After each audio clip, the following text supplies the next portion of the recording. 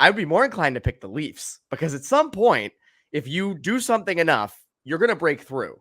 And, this core is older for the Leafs.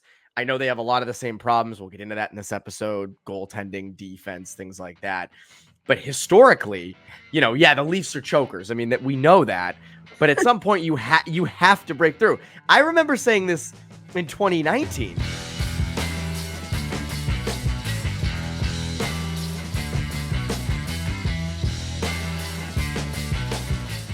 And welcome into the Bruins Beat, presented by Prize Picks. I am your host, Evan Marinofsky, alongside Belle Fraser. Belle, welcome back. What is up? Thank you. Thanks for having me. Just very excited for playoffs. You were saying before, best time of the year. Practice this morning, had a different energy on the ice, off the ice. So really just counting down the seconds until Saturday's puck drop at TD Garden. And you're back on this show. You hosted it for a week. My favorite comment someone gave after you were done when I was back, they said, "Oh, I thought Evan was fired." And I'm like, "Really? That's you guys want that? You want me to get fired? You want me gone? I can make that happen." Irreplaceable, Evan. Come on. Yeah, it's hard. I don't know about that. But it is the best time of the year. It is. Yeah. I mean, I said this to Connor on Poke the Bear yesterday. When you go through the playoffs and you're done, you're like, how did I do 6 months of just regular hockey? How did I do Bruins, LA Kings in December? But then the summer regenerates all that. And you forget a little bit about the postseason and what that feels like, but it is the best time of year. And to me, this is the best first round matchup of all the matchups. I think this is the most anticipated, the most history. The cool thing is the Bruins will get all the primetime spots already 8 p.m. on Saturday. They don't get the 5 o'clock start. Thank God. It doesn't hit the same at 5 p.m. No. And it does not hit the same at 12:30 on Sunday afternoon. So it's good to see that they're getting the primetime spot. But it's Toronto. It's Maple Leafs Bruins. Obviously quite the history. 2013, 2018, 2019. Leafs are older now. They finally get out of the first round. Belle, where are you at with this series? Just kind of overarching thoughts. Yeah, I mean, from a storyline perspective, I'm obsessed with it. I think going into Tuesday's game against Ottawa, I was just like, I really hope the Bruins drop this one. Which maybe isn't the best mindset because you want them to be playing their best hockey ahead of the postseason. Although their last 2 games of the regular season weren't great, it doesn't really worry me that much. But yeah, I mean, I was really excited when the Panthers also scored 4 unanswered goals to beat Toronto to kind of have it end up this way. Because I think Tampa, Florida is going to be a great series too. But yeah, I think everyone wanted Toronto Bruins just because of the regular season stats too. The past 2 years, I think Bruins are 7-0 against Toronto in the last 7 meetings, which is great, but also doesn't matter come playoffs, as everyone knows. It's a different season, different meaning to it. So forget what happened in the past. But the Bruins have matched up really well against Toronto this year. Talking to Brad Marchand, Charlie Coyle today, they said, this is probably our biggest rival of the modern day right now. But anyone you play in the first round is going to be the biggest rival. So you're going to treat it like that either way. But I also think even though everyone was like, oh, we want Toronto, doesn't mean it's an easy bye to the next round. Toronto's going to be a hard team to get by. That's a team, we were talking before we were recording that really needs to get out of the first round too, as do the Bruins. Obviously they did it last year, beat Tampa, but they have to kind of prove their legitimacy. You can't just make it out one year and then get bounced in the second round and lose in the first round again and expect that fan base to kind of be happy with where they're at. So I think it's 2 really desperate teams that are kind of on the stakes to prove themselves. Again, obviously, we know what happened with the Bruins last season. So It's going to be good. Original 6, I mean, you really couldn't paint it up any better. And Bruins have home ice advantage too, which is kind of the cherry on top. That's the big thing. I think Bruins getting home ice in this series is huge. I mean, every series matchups matter, but I think this series, the way they match up, I mean, I think the first thing that jumps out is I don't think the Maple Leafs are, and you said it, a bye to the second round. I think that's the biggest thing. I think there's, a lot of people kind of go off history. And I was saying this to you before recording. I will give a prediction on this series later in this episode. You said you will have one by the end. If you don't, it's okay. It's okay. You don't have to have one. But if I was going off history, I'd be more inclined to pick the Leafs because at some point, if you do something enough, you're going to break through. And, this core is older for the Leafs. I know they have a lot of the same problems. We'll get into that in this episode: goaltending, defense, things like that. But historically, the Leafs are chokers. I mean, that we know that. But at some point, you have to break through. I remember saying this in 2019, being like, okay, 2013, 2018. Back then, 2013 was only like 6 years prior. Now 2013 is 11 years That's ago. like actually nauseating. It's insane. It's like how when I write about a lot of the kids we covered doing the Hockey Journal, it'll be like 07s, 08s, 09s. Like these kids were born, fairly recently. Yeah. Yeah. And it's weird. And I feel old and I don't like that. But it's interesting because these teams hold very different advantages over the other. The Maple Leafs are full of 5-on-5 offense. They're deep up front. You have sort of spread out talent, Willie Nylanders, but on the third line, you have Marner with Tavares on the second. You have Bertuzzi, Matthews, and Domi on the first line. Like you have all these pieces spread out, which makes it much harder to stop. Whereas the Bruins hold the clear advantage on D. And I know the Bruins have not been as great defensively as they have been in past years, but they're still an elite defensive team. They obviously have the advantage in net, which we will get into. What should they do? Should they switch? How should they do it? But they are so opposite. It's not like they're two offensive juggernauts. It's not like these are two defensive teams and every game is going to be 2-1 and 1-0. This is really going to be a battle of kind of who wins that. And my opening thing is I think there's so many areas for the Leafs that the Bruins can exploit that I think it'd be easier for them to exploit those than the other way around. And what I mean by that is the Leafs hold the advantage offensively, which the Bruins can counter. And I know it's regular season, but they've countered it well this year. Goaltending and defense, they've done that well. Although Toronto does generate a lot of chances, around the net, cycling and all that. I still think the Bruins hold the advantage there. Whereas Toronto's penalty kill is not good. Toronto's power play isn't very good. No, it isn't. It's not good. Hey, since March 1st, the Bruins have had a better power play than the Leafs, which is mind-blowing. That is hard to do. That's very hard to do. I mean, I gotta respect that. It's like when UMass plays UConn in football. It's like the toilet bowl. Right. So they got a power play goal last game. It's all right. They did. It was your guy Kevin Shattenkirk, a BU guy. Proud to be you. Proud to be you. We won't get into talking Frozen 4. It's all right. We can skip it this time around. We don't have time. We're on a very tight schedule. Yeah. But to me, I look at Toronto's deficiencies in net with Ilya Samsonov, who has been better of late. His record is good. The underlying numbers are not. Defensively, the Leafs are kind of still trying to figure out their pairings. I think that's an opportunity for the Bruins to score. And I know that I've talked about this before. I don't love the Bruins scoring depth. I don't love Jakub Lauko on the third line as he was at practice on Thursday.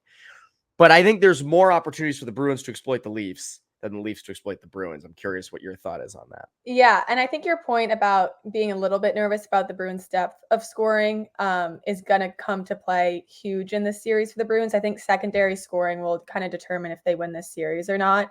And you look at the bottom six, today is Thursday.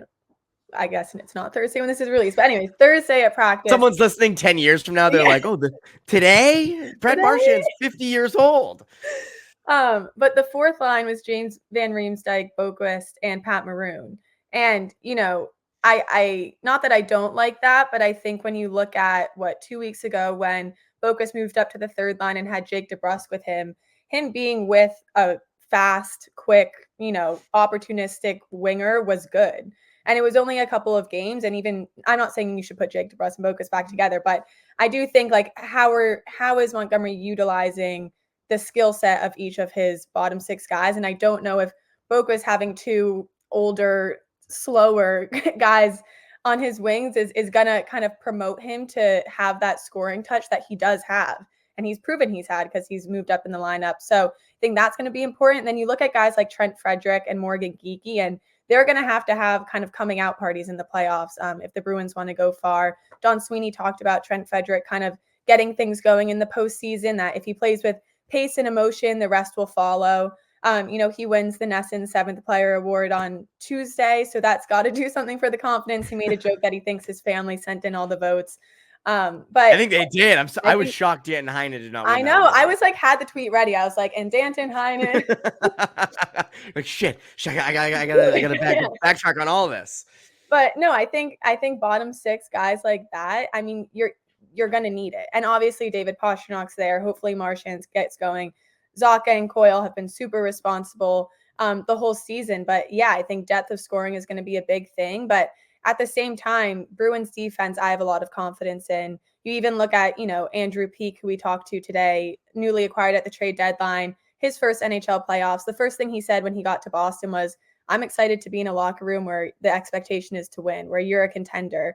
And now, he was on the third pair with Kevin Shattenkirk last game and Thursday in practice. So it looks like he'll probably get a shot at least a couple games in the first round. So I think when you see that the puzzle pieces are kind of really coming together on the back end and that you can kind of flip in Parker Wotherspoon if you need to. And Brandon Carlo missed the game for maintenance, but was back at practice. So who knows the real health of a lot of these guys, but the Bruins blue line is looking pretty good. And I do agree with you where I think they have the upper hand there. And just in terms of, suffocating teams demanding the neutral zone, which will be important against Toronto.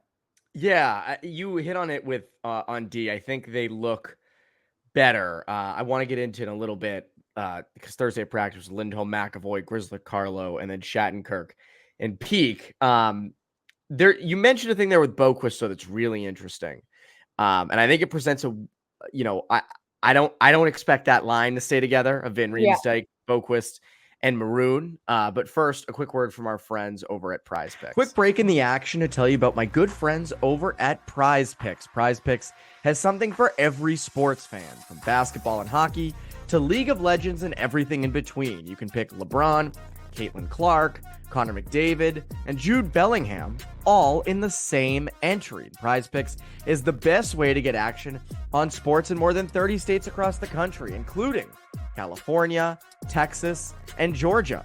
Prize Picks even offers injury insurance so that your entries stay in play even if one of your players gets injured.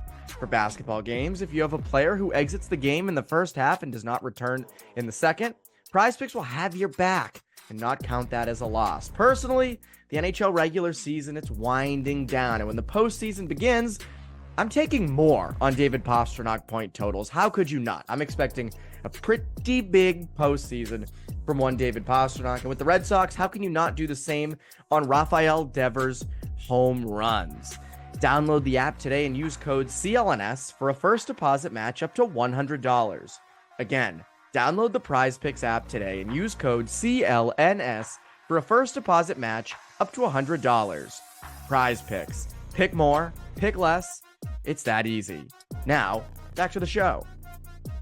It's interesting that Van Riemsdyk, Boqvist, Maroon pairing on the fourth line, and because I agree with you, I liked Boqvist with someone fast. Mm-hmm. But I've talked a lot in the past couple of days about they need a shutdown line. Who is the shutdown line for the Bruins? Who can you put out there against the Matthews line, or if you want to even throw it out there against Tavares? And that's usually in the past, the Bruins have had a fourth line that does that. That line is not doing that. And I don't mean that as a slight. I don't mean that as a slight, but that line isn't. And the biggest thing is Boqvist is not great on draws. Yeah. And that was sort of the point of putting Johnny Beecher with him, was that you had a guy who could win a faceoff and then they'd flip-flop and Beecher would be on the left and Boqvist would be down the middle. And I just don't know how that fits. In a perfect world, Van Riemsdyk would be up with Geekie and Frederick. But Van Riemsdyk, I love that trio when JVR is up there with them. When he's cooking. And I think, I don't know, veteran player, like, I'd rather Lauko be down with Boqvist and Maroon. If you're going to go for that kind of a line where they're fast and heavy, Van Riemsdyk has more of an offensive touch, especially around the net, than Jakub Lauko does. To me, I would flip those guys, and maybe they will flip them on Friday. Maybe they'll try something different. And I don't expect the bottom six to stay constant throughout this playoff series. But I would much rather have the line have an identity. I don't know what the identity of Van Riemsdyk, Boqvist, and Maroon is. I think going up against a deep team like Toronto up front, I think you need to have these lines having an identity. I totally agree with that. And that's been a struggle for the Bruins all year, getting that fourth line a real identity. I think you saw it a bit when Beecher was here for his second stint. And I think it's interesting. Don Sweeney today said they will be calling up 2 players from AHL Providence for practice tomorrow. He mentioned one of them will probably be Mason Lohrei. And then I would expect the second one is Johnny Beecher, because on Tuesday we were talking to Jim Montgomery pregame. And Jason Megna came up and someone asked, is Beecher, still a possibility for a playoff lineup spot? And he said, absolutely. So I can't imagine he says that Tuesday and Beecher isn't back here to at least get. Sorry, kid. Yeah, change my mind. But I do agree with that. And I think Beecher too, his size is such an advantage, but his speed too, just to go back to that, I think that makes sense to go down there with Boqvist and to have him on the draws. So I imagine he'll definitely get some reps tomorrow. Not trying to predict the future of the moves the Bruins are going to make. Maybe they won't. But I think that's still a good option. And like you said, the bottom 6 isn't going to look the same for an entire series or maybe even game to game. But I think having those options and kind of those 3 players in JVR, Lauko, and Beecher that you can kind of flip around will be helpful just to have a different look. And based on matchup too, you can expect of how the Bruins are going to match up against the Leafs based on previous games, but till you get a couple periods under your belt, you really don't know. So I think, Montgomery isn't afraid to make those adjustments even in game. So it'll be interesting to see if Beecher kind of gets his time to prove himself in the postseason, or they go the more veteran, maybe safe route. I agree with you. And the other thing that you mentioned is Geekie and Frederick. It is a big postseason for them. Maroon even mentioned Thursday at practice how secondary scoring obviously becomes such a huge factor. I mean, that typically wins you a series. Who gets more secondary scoring from their forwards or kind of guys on D? For those guys are going to need to be good. And that hasn't always been the case for Trent Frederick. I mean, Morgan Geekie was in Seattle last year as a fourth liner. So I don't know if there was a ton of postseason production, but with Frederick, there has not been in past years. And this would be a big spot for him. This would be a huge spot for Trent Frederick to pipe it up a little bit and get some scoring. I want to touch on the goalies. We got to do this. We have to have this conversation. We have to discuss it. We have to hash it out. And before we do that, our friends over at Factor Meals. I want to tell you about our friends over at Factor Meals. Eat stress-free this spring with Factor's delicious, ready-to-eat meals. Every fresh, never frozen meal is chef-crafted, dietitian approved, and ready to eat in just 2 minutes. Choose from a weekly menu of 35 options, including popular options like Calorie Smart, Keto, Protein Plus, or Vegan and Veggie. Also, discover more than 60 add-ons every week, like breakfast, on-the-go lunch, snacks and beverages to help you stay fueled and feel good all day long. What are you waiting for? Get started today and fuel up your springtime goals. Get chef-prepared meals on the table in 2 minutes with Factor's ready-to-eat meals so you can get back to doing what you love this spring. Looking for gourmet meals? Try meals that feature premium ingredients like filet mignon, shrimp, truffle butter, broccolini, and asparagus. And we're celebrating Earth Day all month long. Look out for the Earth Month Eats badge on the menu for our lowest carbon footprint meals. So head to factormeals.com/Bruins50 and use code Bruins50 to get 50% off your first box plus 20% off your next box. That's code Bruins50 at factormeals.com/Bruins50 to get 50% off your first box plus 20% off your next box while your subscription is active. Now, back to the show. The goalies. Swayman, Omar, we've had this conversation 1,000 times this year. It's always been different. I hope people aren't bored of it, but I would say it's the biggest Bruins storyline. It's hard to stop talking about when Montgomery nor Sweeney will give any leeway as to what it might be. We asked Montgomery on Tuesday and he was like, don't have an answer. We're like, will you have an answer Saturday pregame? And he was like, I don't know. I don't think anyone's going to know until warmups, it feels like.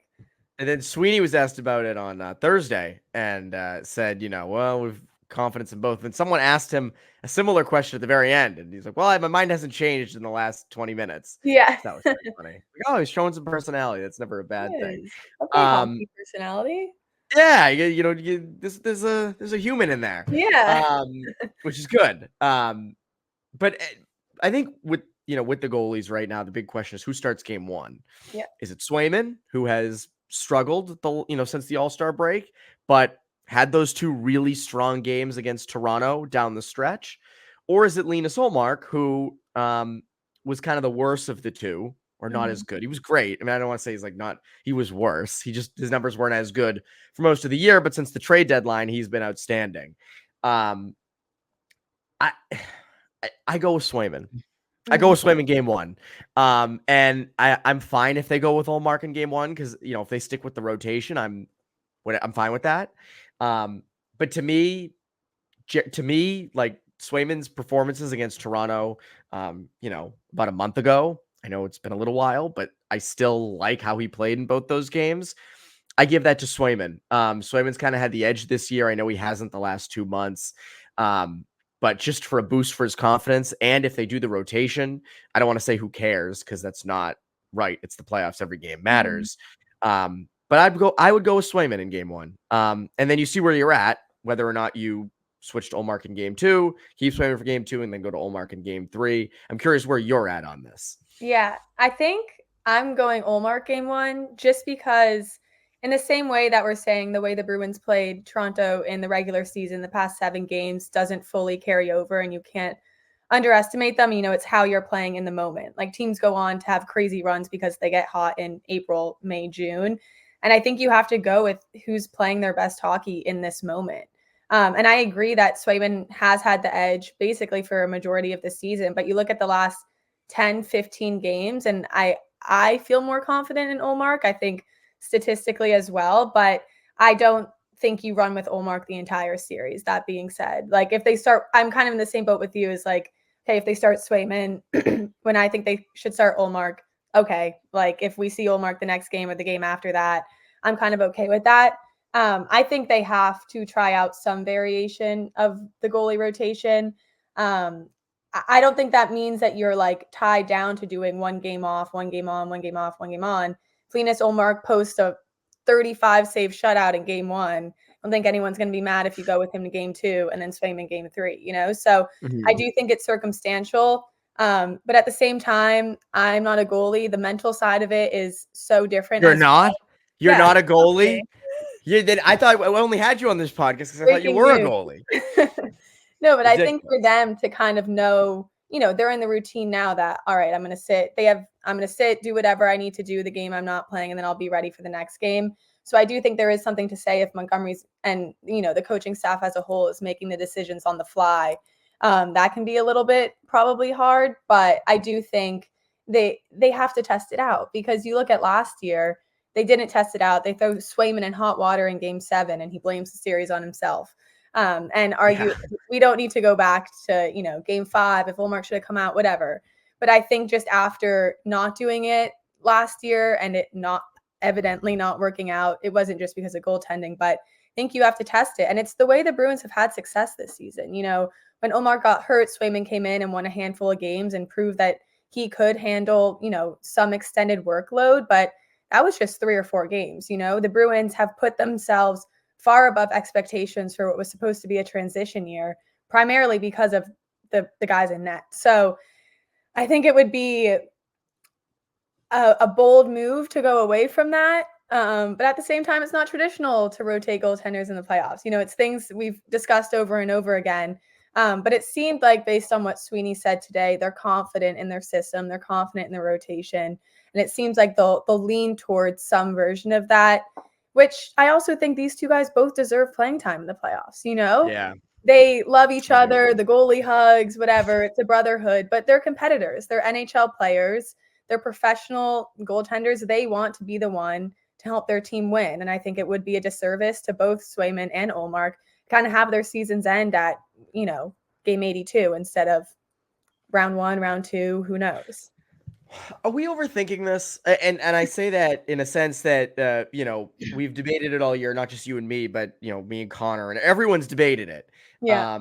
First of all, should you do some sort of rotation in the playoffs? And should it be, Swayman game 1 and 2, Ullmark game 3, 4, or should it be, on and off, on and off? They've done on and off all year, and Yeah. it's worked. They did on and off all last year, and it worked. Why not continue the same? Like I'm kind of going to that where it's like you've done it this whole time, and I agree. If Linus Ullmark has a 38 save shutout in game 1, you kind of have to go to him in game 2. I get that, but all year you've done the on and off every other game. Yep. I think, you look at last year, they divvied away from it completely in the playoffs and it blew up in their face. What's funny is they were up 3-1 in the series. And it's funny to think back to talk and be like, oh my God, it actually almost worked.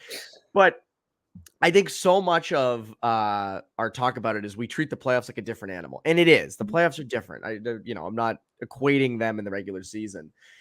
But in some way, wouldn't you just say, you know what? We're going to continue with what's working. It's working. It's the same way that you just said for Linus Ullmark, right? Like, start Linus Ullmark because he's been the better goalie of late. It's the same thing. Oh, there's no one in the lineup right now that, Andrew Peake's been playing pretty well of late. Let's throw, it's the same type of thing of, hey, it's been working. Let's just not go away from that yet. Let's just roll with what's hot. And what's hot for the Bruins is not one of the two. It's the tandem.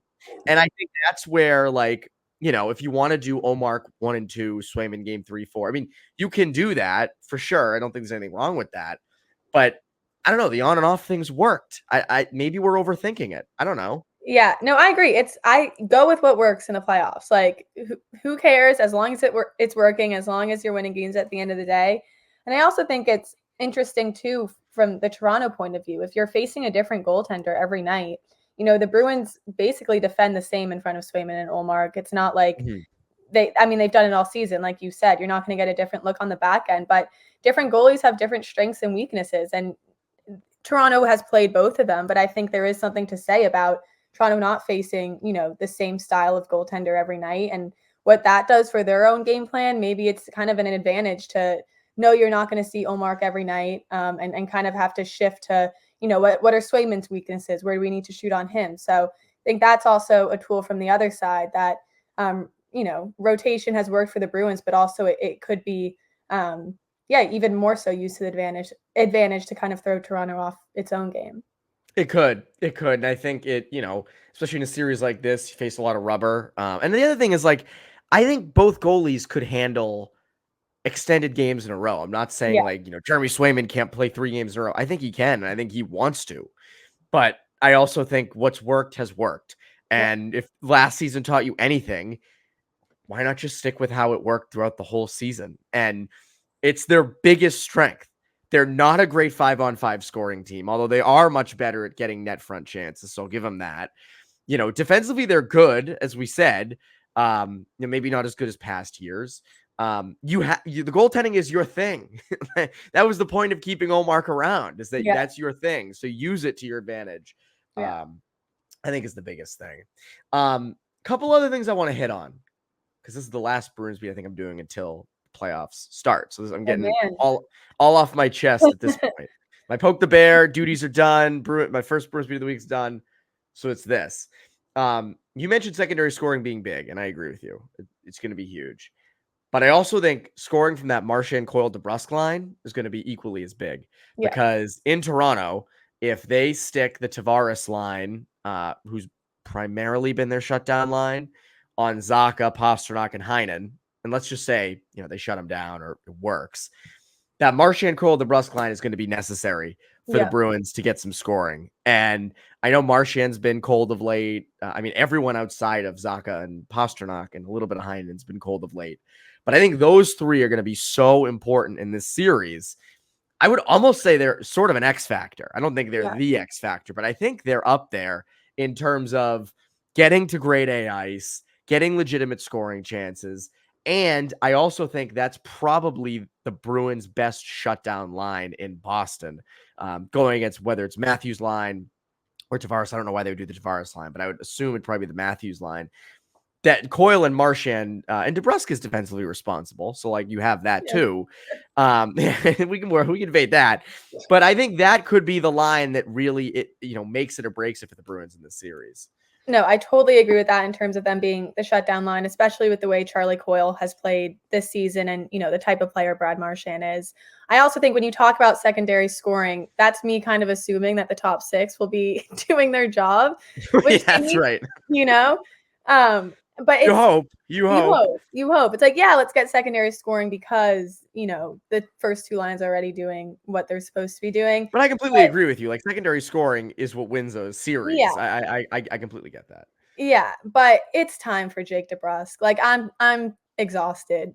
We give him so many excuses throughout the season. I feel like every, you know, he'll string together 4 games and we're like, all right, he's finding his groove. He's going to prove that he, you know, can sign a contract at the end of this season, this, that, and the other. And it's like, all right, this is literally your final tryout. And he's played great against Toronto this season, which is a good sign if you want to, you know, really take the optimistic route. But like you said, you need your top 6 wingers to score. You need Jake DeBrusk to go out there and have, I don't know if we're going to say a point a night. You would like him to have a point a night, but just keeping expectations realistic. But yeah, you need that. And beyond, you know, shutting down the opponent's top lines, you need them to be a threat offensively. Yeah. Charlie Coyle has been a great two-way player, as has Brad Marchand, as had, honestly, Jake DeBrusk throughout the whole season, because he's had to focus on, you know, completing his 200-foot game when he's not scoring, going to a plan B when his plan A isn't there. So, yeah, but I completely agree with you where guys like Jake DeBrusk, like Brad Marchand, like Charlie Coyle, they need to show up. And they know that, too. You know, it's not like the effort level, I'm not worried about the effort level. I'm not worried about the buy-in or the want to win. But if the goals aren't dropping, they're not. And that could be a really big problem for the Bruins. I agree. I think it's a big one. And they can do it. I'm not like worried about them. I just think it's going to be. That's the thing. Like, DeBrusk can do it. He can. I know. Everything you're saying about Jake DeBrusk, I have watched Jake DeBrusk since his career began with the Bruins in 2017-18. And it has been the same storyline for years now of has these really good stretches. And it's like, holy crap, you got something there. Like, that's a legit top 6 wing. I mean, every trade deadline, I remember, I think it was 2020, 21 when they were in on, or, you know, Matthias Ekholm, then of the Predators, was talked about to come to Boston. It was like, okay, if you send out the package, you're on DeBrusk. But I remember Connor and I being like, they're going to trade DeBrusk and he's going to be a 30-goal scorer with Nashville. You just know it. But always happens. Yeah, but he has that potential. He has it. You know it's there. So I agree with you. This is a huge postseason for Jake DeBrusk. And he's been great against the Leafs in the playoffs historically. I think that's another good sign. He needs to, like, get angry, you know? Like, I think... I know.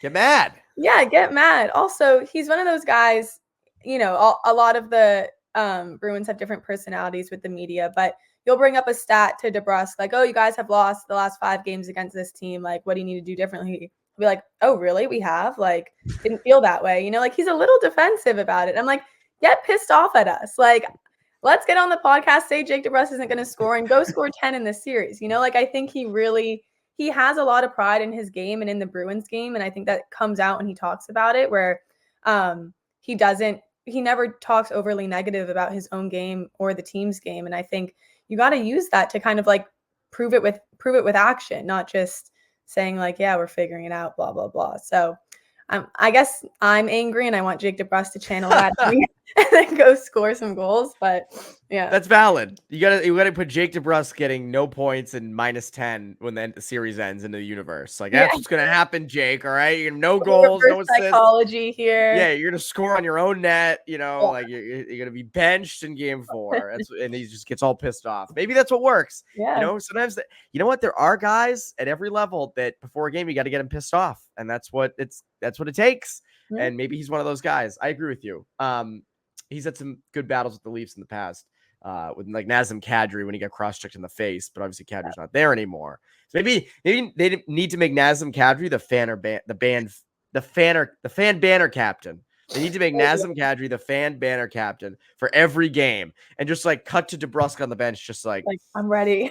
Just like seething. You know, maybe that's what needs to happen. That'll be another interesting thing, who the fan banner captains are this time of year, because it's always a fun thing. I remember Bill Belichick did it in 2019 and being like up close, because I remember like rushed down to the concourse to get like a video up close, you know, and he was it was like weirdly happy. Then the minute that the spotlight went off, he was just like, you know, I just walked out of the stands. It was just that quick. So, and then another interesting thing, and it kind of hits on the shutdown stuff we've talked about. Brandon Carlo has been the defenseman with the most success against Auston Matthews this season in the past. And it makes sense. He's a shutdown defender. That's what he's best at. And I was kind of interested that Lindholm and McAvoy were together on Thursday, and Grzelcyk and Carlo were the second pair. And I'm curious if they go with Grzelcyk and Carlo against Matthews' line. Now, maybe, you go with the fact that Grzelcyk's quick. Domi's kind of quick. Maybe that's kind of how it lines up. And the other end of that is also because it's not like it's Marner, Matthews, and Nylander, and it's just a powerhouse line, and you need to put your two best defensemen up against them. Maybe they look at it from the perspective of, it's Matthews and then Domi and Bertuzzi. Grzelcyk can handle those guys. Carlo kind of focused on Matthews. But I also look at it from the perspective of, I kind of want Grzelcyk and McAvoy together in this series in terms of puck moving. And if you can put Lindholm and Carlo on that Matthews line, you kind of free up McAvoy and Grzelcyk to be a little bit more offensive. But I don't know. I'm curious to see, because, they've been changing those pairings all season, going back and forth. I just wonder if they're going to keep Grzelcyk and Carlo together to go against that Matthews line.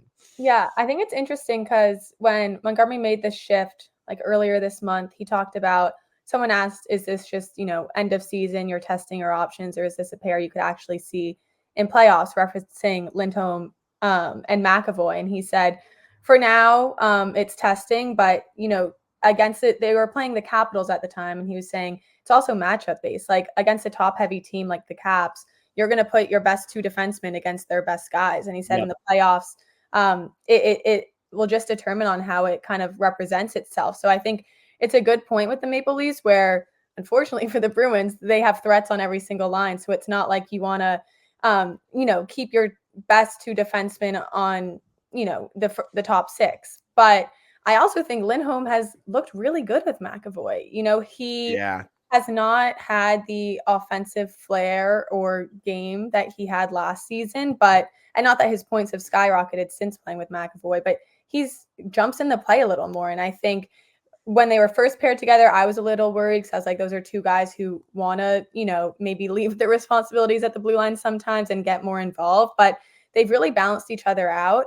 But at the same time, I think the Lindholm and Carlo pairing is just so responsible too, where that McAvoy can make up for any mistakes Grzelcyk makes, not to say that he's been terrible, but he is the weaker link out of the four of those guys. Yes. So, I don't know. Now Matt Grzelcyk's pissed. Now Matt Grzelcyk's just like fired up. Like, I'm the weak link. You're saying that about me? I'm the weak link? Weak link might be a strong word, but I mean, out of like, I know what you mean. The top number four guys. He's number 4. Yeah.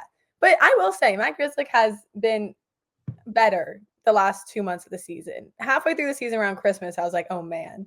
But yeah, I don't know. I do like Lindholm and McAvoy, but I wouldn't be surprised or upset if, Carlo and Lindholm went back together.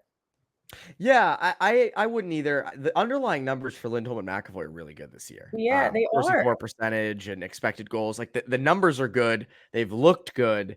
I just, matchup wise, I don't know. I don't. Maybe they do it. Maybe they put Lindholm and McAvoy against the Matthews line, and because the biggest thing is you have to shut down Auston Matthews, but then you also have Mitch Marner with John Tavares, and you have William Nylander potentially on the third line. So maybe and also, I think, spread it out a bit. There it is. Maybe they will. And the other thing I think it's interesting is like where Andrew Peeke factors in too. Like Andrew Peeke is a pretty good shutdown defender. He's very physical. I think Peake's going to see minutes against, like if Nylander's on the third line, I think Peake's going to see a lot of minutes against William Nylander. It wouldn't surprise me if Andrew Peeke got a lot of minutes against, that second line with Tavares and Marner. And, you also look at like, okay, who's his partner going to be? Are they going to put Wotherspoon there? Wotherspoon's a better shutdown guy than Shattenkirk, but Shattenkirk also helps out on the power play more. So like you kind of have I think it is matchup based. I think it is how this series goes. If there's going to be a lot of penalties and there's going to be a lot of chippiness and you're going to be on the power play, well then Shattenkirk's probably the guy you want. I like Lindholm also on the power play. I'd love to kind of get a glimpse at that. They really haven't done a lot with that this year. But I do I do think they are at least good enough on D that I don't know if you can go wrong either way. Like, I think you're in a pretty good spot on D, which leads us to this. Predictions. What happens in this series? And I don't know if you've come up with something yet because it is Thursday. So, Yeah. you know, usually people tweet out their predictions like right at the start. So I'll go first. If you have a prediction you want to throw out there, then throw it out. Everyone thinks this series is going 7 games for either side. And I think the probabilities, I was reading The Athletic this morning, the probability is very high. This series goes 7. 13 went 7, 18 went 7, 19 went 7. All game 7s were in Boston, which helped a lot for the Bruins. That's kind of crazy. I know. It's pretty insane. 13, everyone lumps in. I mean, 13 was a totally different Maple Leafs team. I mean, it was like Phil Kessel. Van Riemsdyk was on that team. Nazem Kadri. Right. Van Riemsdyk was on that team. We talked about that on 32 Thoughts. I don't know if you listened to that episode with him, but I didn't. I missed it. It was great. Just talking about that series. Yeah. It must have been fun talking about game 7. I think this goes 6. Which isn't a crazy thing going off 7. And I picked the Bruins. I have Bruins in 6. And the reason is kind of what I've drawn out in this episode. I have been very vocal about my worries with Bruins secondary scoring and all that. But I look at the areas Toronto has, and I think it's an opportunity for the Bruins to exploit them more than Toronto can exploit the Bruins' holes. And the Bruins' holes is really scoring. That's the area that the Bruins aren't great in, but the Maple Leafs are not good enough defensively or in net to counter that. I think the Maple Leafs are a legitimate opponent. I've said all along in the past couple of weeks, I'd rather Toronto, but I don't think it's overwhelming. I don't think it's because like, it's going to be so easy. But I go Bruins in 6, and I know I wouldn't be shocked to see a lot more people pick the Leafs in this series, but I think going off of how I see it, there's a lot of things that the Bruins can exploit. And if they can exploit a couple of them, I think they win the series in 6 games. Do you have it? Do you have a prediction? Yeah. Well, I think this week, it's been like 2 days since we knew they were playing Toronto, but it's been like feels like it's been a week. Yeah, I'm like, what day is it? I've had like whispers in my head of Leafs in 7, but I think I'm gonna go Bruins in 7. Okay. Yeah, I don't see this team losing. I think they'll probably be out second round. That was my prediction a couple months ago, but for a lot of the reasons we discussed today and that you just said, and yeah, I mean, I think it's going to go 7, but I do think the Bruins have the edge, and there is something to say about the pressure of the playoffs and how each of these teams are able to handle it, and not to rely on the history of, Toronto being the classic first round exit. But you saw the way they came in and played in the second round last year, and they kind of just lost it. And I think it's half a mental battle, and the rivalry that goes around with it too. It's 2 different teams from last year, but I do think the Bruins will pull this one off, hopefully for us, so we get to keep on covering the team, and hopefully for them. True. But yeah, I'll go Bruins in 7. I hope it goes 7.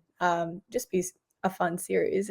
I feel like you can't get Bruins Maple Leafs and not have them go to 7. But if they get it done in 6, hey, that's no complaints here.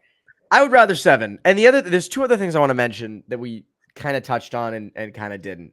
I think the Bruins are better. The way they generate goals is a little bit better than last year. Last year it was a lot of perimeter stuff. Mm-hmm. They just were better, so they just got goals that way. Whereas now they are better, getting higher danger chances. And I think that matters come the playoffs. I think they're more open to getting to grade A ice. I know it hasn't looked that way lately, but over the course of the season, that's how they've done it. The other thing I think is look at sports. When a team gets embarrassed the way the Bruins did last year, I mean, they got freaking pantsed in the playoffs last year. Teams find a way to respond to that the next year. Yep. There's a lot of motivation. And I mean, let's face it, the Bruins were, for most of the season, in first place. They were one of the best teams in the league. They shouldn't have been. I mean, on paper, I had them in like 3rd in the Atlantic to begin the season. I just think there's a different motivation. There's a different feeling around this team right now. And I know that they're nowhere near as good on paper as they were last year, but I just don't see this team, as you said, getting bounced in the first round. Maybe that's my Bruins beat colored glasses and I can't see the truth, but I just don't see it. I don't see it with this team. They're getting out of the first round, I think. I mean, that's the best thing about sports. The best thing about hockey is that in playoffs and honestly in any game, it almost doesn't matter your roster. Like, I think that's why people come back to sports, because miracles can happen so easily in them.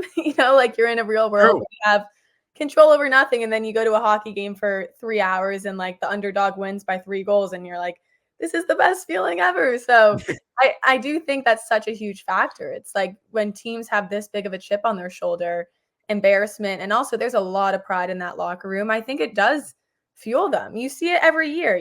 Tampa gets bounced the first round and then wins the cup the next year. Even a BU example, they lose by it felt like 10 goals at the Frozen Four against Minnesota in the national semifinal, and then they beat them 6-3 to come back. And then they were down 2-0. So this isn't even like a plug for BU because obviously they lost. There it is. I knew it was coming at some point. There is something to say, like you're down 2-0, and in the back of your mind, you're like, these guys ended our season last year. We have to find a way to win. I think the Bruins will have that in the back of their minds the entire time. Not that they lost to the Leafs, but they lost in front of the crowd that's cheering them on this year. So, and I do think it's a legacy thing too, to carry this on. But Brad Marchand talked about at the beginning of the season as a captain, taking the things that Bergeron and Krejci and all the guys before them kind of planted in that locker room and being able to move it into this next era. And I think, what better way to say, like, we learned from you, we're growing from last season, and we're still pushing this team in the right direction. So, I think that's an edge too, maybe an emotional, mental edge for the Bruins. But I do think it does, play a factor in series like this. Yeah, and I just think the taste in their mouth from last year of not winning one for Bergeron, not even coming remotely close. Yeah. I think that stings too. I remember Montgomery said it after the first game of the season, like, that was tough. No Bergie and stuff like that. Like, and that's where I don't see it. I don't. And maybe that makes me pick Bruins in 7, but to me, it's 6. I think the series goes 6 games. I don't know. Like, I always have a weird feeling when it comes to really hyped up matchups that it's not going to live up to the hype. And I think everyone's hype is it's going to come down to a coin flip in game 7. And when everyone thinks something like that, I always go, I don't know. Whenever like the odds are, I'm like, I just BU-BC Hockey East final, and then BU gets absolutely waxed. Like, well, that's the thing. And I was adamant. I was like, there's no way the universe is letting us get a BC-BU national championship. It just isn't going to happen. Yeah. And granted, it was close. I mean, they got screwed in that game with the refereeing and all that stuff. But I don't see it. So I have Bruins in 6. You have Bruins in 7. What can the people look forward to from you with the hockey news coming up? Yeah, the hockey news will have previews, recaps, opinions, side stories all throughout the playoffs, updates from practice, media availability. My Twitter is Belle Fraser 1 if you want to follow along there. I'll post all my articles there. And then over at New England Hockey Journal with Evan, best content around. True. We'll be keeping it up over there. And then end of season stuff for BU hockey, if anyone still following along. Daily Free Press, Boston Hockey Blog, about the last month on the beat. So we'll probably have a couple things over there before graduate and go to the real world and join. Yeah, when is graduation? May 19th. Yeah, oh my God, you have 1 month left. You have 1 month and you gotta hit the real world. Ooh. Slaps you in the face like you wouldn't believe it. I remember Spoked Z, the day I posted the day I graduated, he tweeted something. I can go back and find it. It was something like, well, it all sucks from here. It's all downhill from here. And I was like, come on, man. It's been pretty good for you from here, Evan. So it has been good. It has been good. And it'll be good for you too. It'll be good for you too. All the Bruins Beat listeners are gonna come out for your graduation. They're gonna be like, the fans that stand at the edge of Warrior when the players drive out. I was actually stuck behind Jim Montgomery on Thursday morning, and there were a bunch of cars behind me, and I wasn't gonna like pass him. Someone beeped.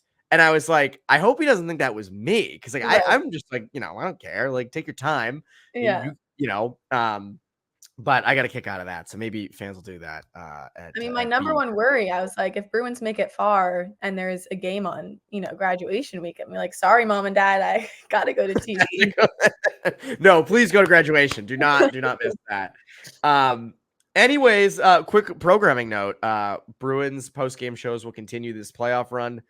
Carl Corazzini and I, former Boston Bruin, former BU captain, current St. Mark's head coach. We'll be doing the post-game show live right after every game. You guys were great last year joining. And now you're going to have the Leafs fans. Leafs fans were joining that post-game show when the Bruins lost in Game 7 to the Panthers and ripping in the comment section. So I said it on Poke the Bear. I am open to the Maple Leafs fans. I am warm and welcome to them. I am nice. I'm going to be nice to them, even though they're probably not going to be super nice to us. But that's the way life is. So they're welcome. I know they're going to be all over the post-game shows. So I am here to greet them. That's my philosophy this year. I'm sure that'll go out the window 5 minutes into the first post-game show after game 1. Like, how do we block all these Leafs fans? Yeah, how do we get them out of here? But no, they will be here. So you gotta be accepting. That's what you gotta be. You gotta be accepting. Anyways, that's been this week's episode of Bruins Beat. 50 minutes. I cannot remember the last time I did a 50-minute Bruins Beat. That's Belle Fraser. I'm Marinofsky. Bruins Beat listeners. Have a great rest of your week.